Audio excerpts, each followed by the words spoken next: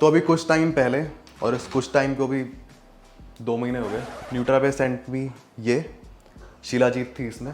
अब वैसे मैंने शिलाजीत खाई है पास में, बट कंसिस्टेंटली कभी नहीं खाई, और सही बताऊं तो मैं कोई रिजल्ट्स एक्सपेक्ट कर ही नहीं रहा था, पर उल्टा हो गया। और वैसे भी मैं बहुत स्पेसिफिक रहता हूँ कि मुझे क्या चैनल पे शेयर करना है क्या नहीं, तो मुझे लगा था ट्राई करके देखूंगा, और एक्सपेक्ट तो मैं कर ही नहीं रहा था रिजल्ट आएंगे, और मना कर दूंगा ब्रांड को कि मैं नहीं शेयर कर रहा यार इसको, बट उल्टा ही हो गया भाई। अब मुझे इतनी इफेक्टिव लगी ये कि मैंने इसको डेली रूटीन में ऐड कर लिया क्रिएटिन की तरह ही, और एक भी दिन ऐसा नहीं जाता कि जब मैं इसको ना खाऊं। और ये है द फाइनल पैकिंग एंड खुल जाओ द प्रोडक्ट फोकस। तो अब मैं शेयर तो करना चाह रहा था इसको, बट कैसे ही करता, क्या बताता, क्योंकि लॉन्च ही नहीं हुई थी, बट अब हो गई है। तो अब ये रहा मेरा हल्दी वाला दूध। और जिन लोगों ने शिलाजीत पहले ट्राई करा है ना, उनको पता होगा कि इसकी मिक्सेबिलिटी ना अच्छी नहीं रहती, स्पेशली वो भी ठंडे पानी या ठंडे दूध में।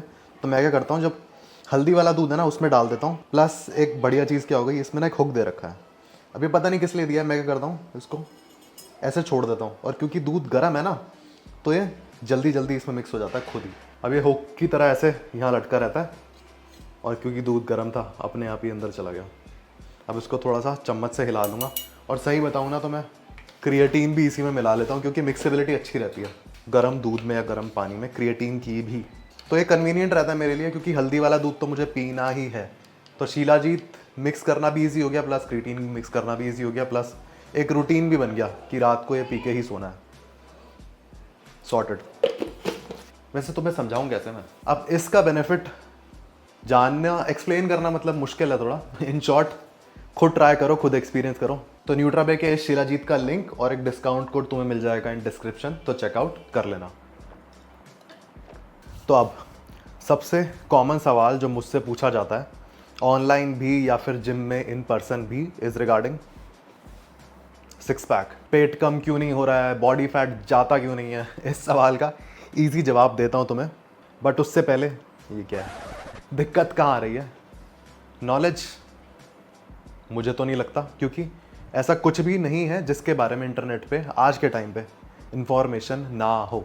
दूसरा हो सकता है जेनेटिक्स, पर सही में मुझे नहीं लगता, क्योंकि 2 इंडिविजुअल के बीच में कितना फ़र्क हो सकता है, 19-20 का, 18-20 का, या फिर अब ऐसा तो नहीं है कि एक इंडिविजुअल के पास घोड़े के जेनेटिक्स हैं और एक के पास मेंढक के। पालतू था वैसे तो, बट तुम समझ गए मेरा पॉइंट। नॉलेज हटाओ, जेनेटिक्स हटाओ, क्या रह गया, कुछ भी नहीं। तो इन शॉर्ट मैं बोलना ये चाहता हूँ कि ये सवाल किसी और से करने की जगह पहले खुद से करो कि क्यों नहीं हो रहा है। 100% बता रहा हूँ, जवाब मिलेगा ही मिलेगा। और कोई इंडिविजुअल मुझसे पूछने आएगा भी ना जिसको थोड़ा बहुत एक्सपीरियंस है और फिटनेस के बारे में नॉलेज है, तो मैं उसे कुछ अलग नहीं बता दूंगा कि जो उसको ऑलरेडी ना पता हो। और फैट लॉस की बात हो रही है ना, तो कोई पहाड़ नहीं तोड़ना है, सीधी बात है। कम कैलोरीज खानी है, ज़्यादा बर्न करनी है, और नहीं हो रहा है ना, तो सही बताऊं तो एक्सेप्ट कर लो कि तुम डिसिप्लिन नहीं हो, और उस चीज़ को ठीक करो। और क्या ही बोलूँ उसके आगे। चलो हटाओ, बहुत ज्ञान दे दिया। वैसे ये बातें किसी और के लिए नहीं, मेरे लिए ही थी। मैं खुद को बता रहा था, तो साथ साथ शेयर भी कर दिया। गले की बैंड बजी पड़ी है, बट खाना तो पड़ेगा। कुछ टाइम पहले तक काश प्रोटीन होता मेरे पास। अब कौन सा फ्लेवर डालें, चॉकलेट, मैंगो, स्ट्रॉबेरी, बहुत मुश्किल हो जाता है डेली डेली डिसाइड करना। तो this is what I have been doing from कब, जब से बीमार हुआ। और ये मस्त हैक है फैट लॉस के लिए। तो अब वो हैक ये है कि पहली बात तो मुझे उठे हुए ऑलमोस्ट 2.5 घंटा हो गया है, और अब जाके मैं अपनी पहली मील खा रहा हूँ। तो अब पहली मील डिले करने से हुआ क्या, अगर मैं उठते ही अपनी पहली मील खा लेता हूँ तो उसके 2.5-3 घंटे बाद मुझे भूख लग जाती है। और जब मैं उठने के 2.5 घंटे बाद पहली मील खा रहा हूँ, तो इस मील को जब खाया है उसके 2.5 घंटे बाद, 3 घंटे बाद मुझे भूख लगेगी। तो अब इससे क्या हुआ, जिस टाइम विंडो में मैं खाना खा रहा हूँ वो थोड़ी छोटी हो गई, और इस वजह से मैं इन जनरल कम खाने में भी सेम फील कर रहा हूँ। और ज़रूरी नहीं है ये ब्रेकफास्ट में 2.5 घंटे बाद ही करूँ रोज़। जब मेरे को भूख लगती है ना, मैं उस भूख को बस थोड़ा सा स्ट्रेच कर लेता हूँ और फिर खा लेता हूँ।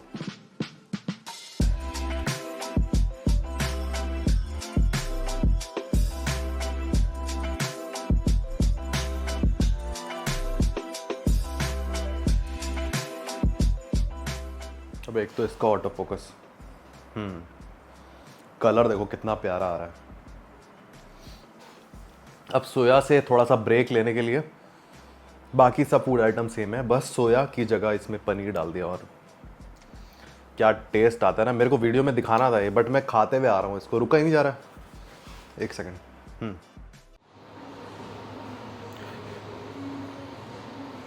अब ऑलमोस्ट एक हफ्ता, वैसे एक हफ्ता से ज़्यादा ही मैं बीमार रहा हूँ, और इस एक हफ्ते में मैंने इतना कुछ सीखा है ना बॉडी बिल्डिंग के बारे में, स्पेशली ट्रेनिंग के बारे में।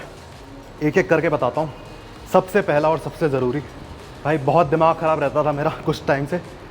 बेंच करते टाइम या कोई भी चेस्ट की एक्सरसाइज करते टाइम ना फ्रंट डेल्ट हमेशा दर्द कर रहा था, और इस एक हफ्ते में पता लगा कि वो पेन एक्चुअल में चेस्ट की एक्सरसाइज या शोल्डर की एक्सरसाइज करने की वजह से था ही नहीं।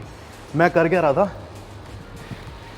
बाइसेप में मैं बाइसेप ट्रेन करते हुए शोल्डर बहुत उठा रहा था, क्योंकि जब वेट हैवी होता है तो एक पॉइंट पे जब नहीं उठता है ना, तो शोल्डर की हेल्प लेके फिर रैप पूरा कर लिया।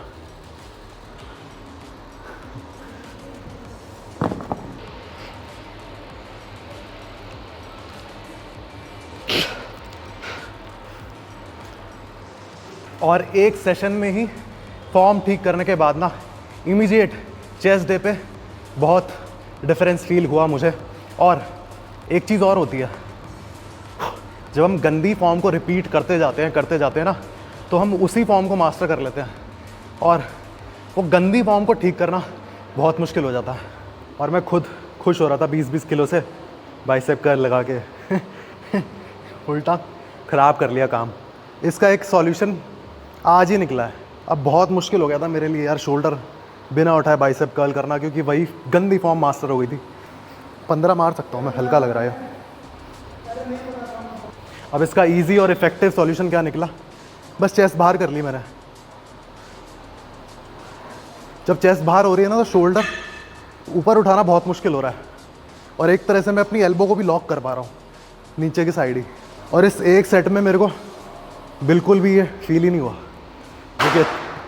जो कि अच्छी बात है। हैप्पी दिवाली। अब दूसरी चीज़ मैंने सीखी स्प्लिट को लेके। एज मैंने अपने दिमाग में स्टिग्मा बना रखा था कि पुश पुल लेग्स बेकार है, रिकवरी नहीं होती, पर ऐसा नहीं है। तुम्हारे लिए ब्रो स्प्लिट भी उतनी सेंस बना सकती है जितनी पुश पुल लेग्स।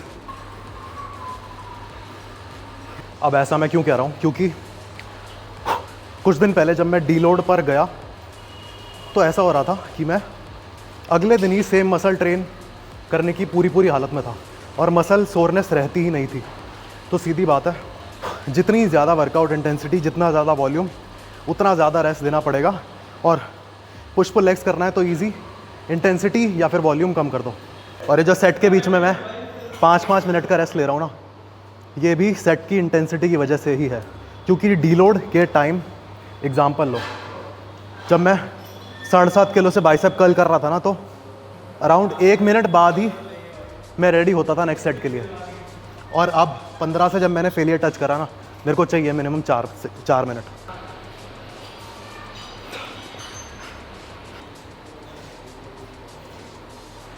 आज पंप भी कुछ ज़्यादा ही आया, मुझे ऐसा लग रहा है मैं ज़्यादा फेलियर के क्लोज जा पाया इस सेट में। मे बी इसीलिए क्योंकि हो सकता है पहले मैं सेट एंड कर रहा था शोल्डर पेन की वजह से, और अभी वो तो ख़त्म ही हो गया, तो पूरा फेलियर सिर्फ बाइसेप की वजह से टच हो रहा है।